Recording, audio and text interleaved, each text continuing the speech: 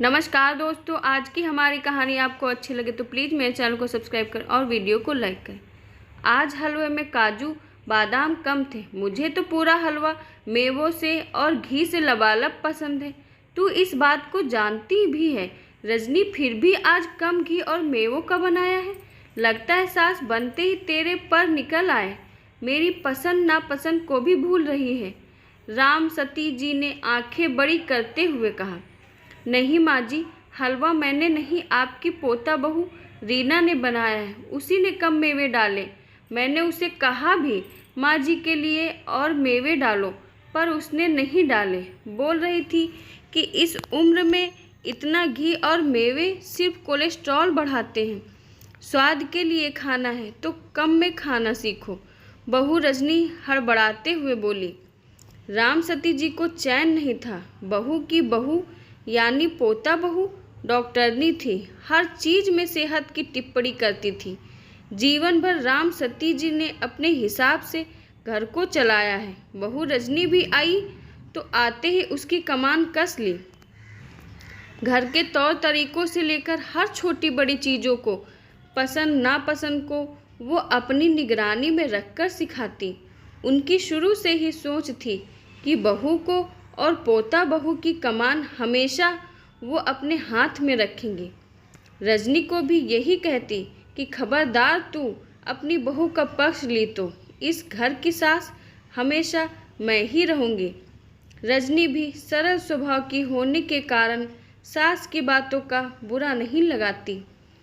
नई माँ मिली है यही सोचकर वो उनकी हर बात मानती रहती।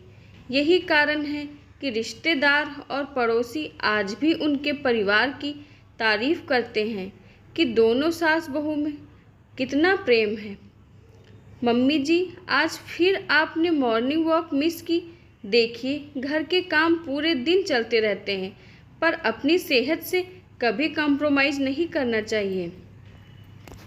कल से आप वॉक पर नहीं गई तो सुबह की मीठी चाय नहीं बनाऊंगी और नाश्ता भी आपकी पसंद से विपरीत रूखा सूखा बनाऊंगी। देखो बीपी कितना बढ़ा है आपका। रीना ने सास का मॉर्निंग बीपी चेक करते हुए कहा। राम सती जी हलवे के कारण पहले से ही कोफ्त में थी।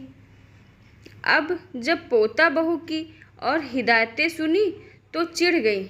बहू, तुम्हें घर में आए 2 महीने नहीं हुए और सास पर हुकूमत चला रही हो। ये मत भूलो वो सास है तुम्हारी और मैं तुम्हारी सास की सास हूँ। हमारे घर में ऐसा रूखा सूखा खाना कोई नहीं खाता है।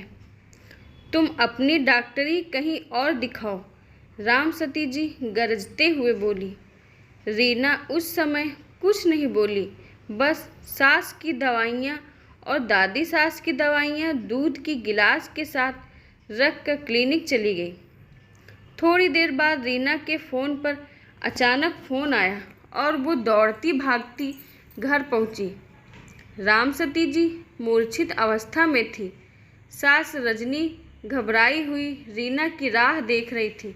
पता नहीं बहू कब से कह रही थी कि मेरी छाती में दर्द हो रहा है, कहीं अटैक तो। बोलती बोलती रजनी जी रुक गई। रीना दादी सास को तुरंत एम्बुलेंस की मदद से अस्पताल ले गई। जांच कराने पर पता चला कि एसिडिटी के कारण सीने में दर्द हो गया है। रीना सास की ओर से देखकर बोली, इसलिए ही मम्मी जी मैं आप सबको ज़्यादा घी तेल और मसालों को मना करती हूँ। दादी जी भले ही अपने समय में ऐसा खान पान करती होगी, पर उस समय वो फिजिकल वर्क करती थी तो दिन भर का सारा खाना पीना जल्दी हजम हो जाता था। पर अब वो सारा दिन बिस्तर पर बैठे बैठे ये घी मसालों से लबालब खाएंगी तो यही हाल होगा। मेरी रोक टोक आपको बुरी लगती है मम्मी जी, पर मैं आप सबके अच्छे के लिए ही कहती हूँ। राम सती जी अब होश में आ चुकी थी। पोता बहू की बातें धीरे धीरे सुन रही थी और आंखें नीचे कर रही थी। और हलवा लाऊं दादी जी, एकदम घी और मेवों से लबालब। रीना के इतना कहते ही दादी सास ने चद्दर से मुंह ढक लिया और सोचने लगी। कहाँ तो वो बहू की बहू पर कमान कसने का सोच रही थी, अब कहाँ मुझे ही इसी डॉक्टरनी की हिदायतों में जीवन भर दिनचर्या करनी होगी। धीरे धीरे राम सती जी को रीना की सलाह मशवरा से फ़ायदा होने लगा। रीना घर गृहस्थी और कामकाज खूब अच्छे से करती, क्लिनिक भी समय से आती जाती। राम सती जी को कोई भी काम कहने की ज़रूरत भी नहीं पड़ती। रीना समझदारी से हर काम करती। उन्हें समझ आ गया था कि आजकल की पीढ़ी पर कमान वगैरह कसने वाली बेतुकी बातें होती हैं। आजकल तो हर लड़की समय के साथ सब समझ जाती है। अब वो भी घर में वॉक करती रहती, 2-4 कदम खुद से करती, जिससे उनका मन लगा रहता और वो स्फूर्ति महसूस करती। रीना पर अब उन्हें प्यार आता।